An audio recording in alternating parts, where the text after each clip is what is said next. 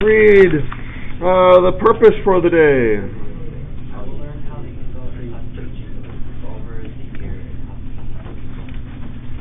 And geos, relevance. One of the main reasons that we have work. And Adrian, success.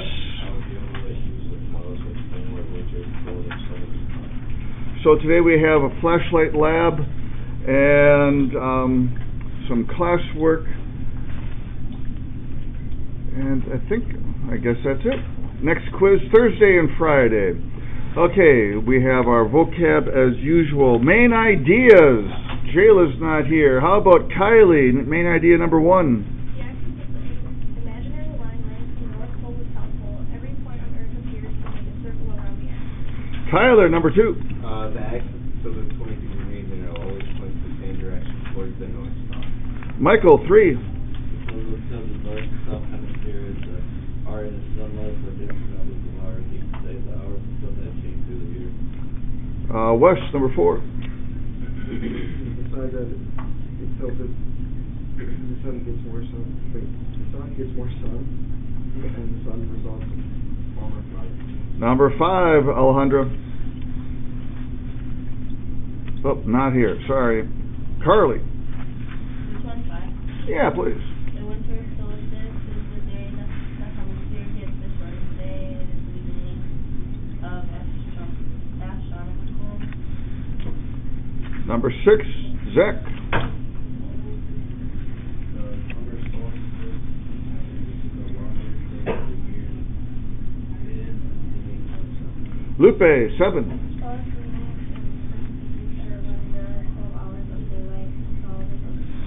So equinox, there it is, has the beginning of E-Q-U-I, sort of like equal, and nox meaning night, I think. I'm not sure about that. But anyway, equal for the beginning part. So we have 12 hours, equal lengths, day and night. Isaac, number 8. When the northern hemisphere has spring, the southern hemisphere has fall. Alexa, 8. The northern hemisphere has spring, the southern hemisphere has fall. Oh, that was a repeat. I'm sorry. Number 9, Kiara, not here. Andrew, number 9. When the northern hemisphere has summer, the southern hemisphere has winter. Lewis is not here. Number 11, Sam. Where the northern hemisphere is warmer, the southern hemisphere is warmer. And Kyle, 12. We did a project yesterday called Daylight Project. The big idea of it was that we have warmer summers because the northern hemisphere is tilted towards the sun. Then it gets more hours of sunlight during the summer. Next page.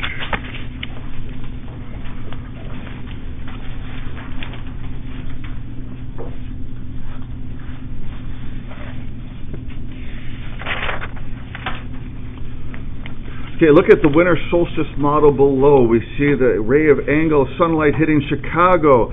Estimate the angle that it makes with the ground. Okay, so assuming that Chicago's right there on the globe. So this is the flat, called a tangent. It's 90 degrees to Chicago right there. If there was flat ground, that's the angle making to the direct rays from the sun going this way. So what's that angle? Is that a 5-degree angle, 40 or 80? What do you think? Josh? 40, I agree with that. Would we say the sunlight in this model is hitting we would say that the sunlight hitting this thing is at a small angle. Look at the summer solstice model. Okay, this is winter. It's hitting at a small angle. Here's summer. The axis is leaning towards the sun. Chicago is getting a different ray of light. Estimate this angle. 80, Kylie says. I agree. Was that? I'm sorry. Is that Alexa? Yeah. I apologize. Okay, so we would say that the sunlight in this model is hitting the ground at a big, nearly vertical angle. We call this kind of sunlight direct sunlight, since it is nearly straight down. almost 90 degrees, not quite. We can see that in the months of December and January, we get colder because sunlight shines less directly on the earth compared to the summer. As it hits the ground at an angle, it spreads the sunlight over more space. So each little bit of ground is getting less and less sunlight energy, heating it up less and less. And we're going to see that in our lab today, the flashlight project. If you want to see it on YouTube, here's the link for that.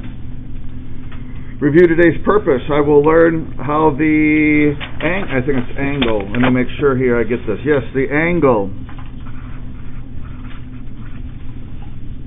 of the sun changes over the year and how this affects the temperature. In this lab, we will change the angle of a flashlight, and we will see how this changes the way the light energy spreads out on the paper. This relates to how different angles of sunlight spread out on the ground. Graph paper is on the next page. Flashlight. You have two types of flashlights that you might be given.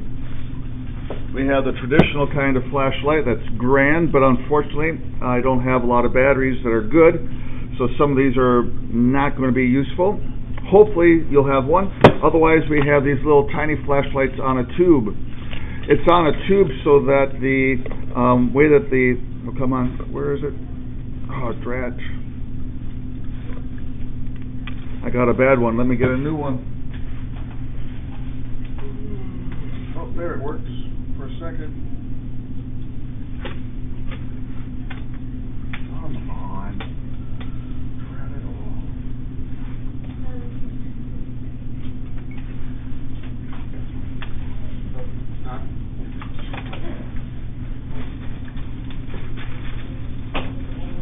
There, we got one going. Come on. Okay, so here we have the light coming out of the tube, and it spreads out a certain amount like that. And if I put this black flashlight at the same distance to the sun, to the paper, it is about the same. Okay, so and then we have a wooden triangle stand. Oh, come on, I'm having problems with this.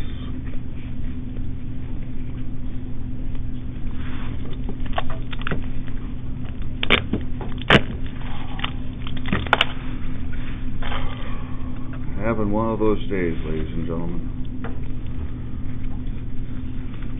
Okay, so once again, there is the spotlight from the paper tube with a little miniature flashlight, and then here's the flashlight that's normal, and we can see that the two spots are basically the same size. Okay, and then we have a wooden frame to help hold it at the right angles. Okay, trial number 1. Have someone in the group hold the flashlight directly above the graph paper, 14.6 centimeters from the paper. Shine light straight down. This represents the sun being 146 million kilometers from the Earth during winter. Let me adjust this a little bit higher so that we can see everything. So we're going to put the stand like this, and we're going to have the flashlight shining straight down on our graph paper like this. And make sure that the flashlight is 14.6 centimeters going up, and you're going to trace the bright spot, just the brightest spot there in the middle. Now you're going to have a little bit of light out here, but it's not nearly distinct. Okay? And if I shine the other one, again 14.6, we'll see that it's about the same size. So you'll get the same results. Okay, that is trial number 1. Part 3 there, step number 3 in trial 1, count the number of boxes that are more than halfway inside the circle. Trial number 2, have someone hold Hold the flashlight directly above the paper, 152 millimeters, just a little bit higher. This represents the Earth being 152 million kilometers from the Earth during the summertime.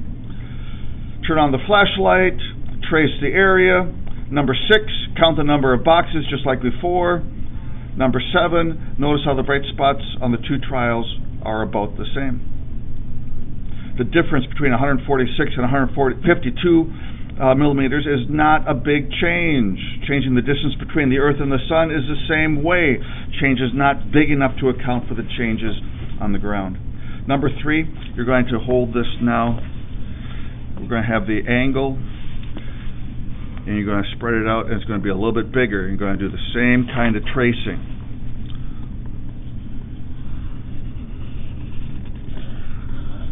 And count the dots there. Count the boxes. Okay, so read steps 1 through 10, and then on the next page, where is the next page? We have the questions on Schoology. There we go. 1 through 6.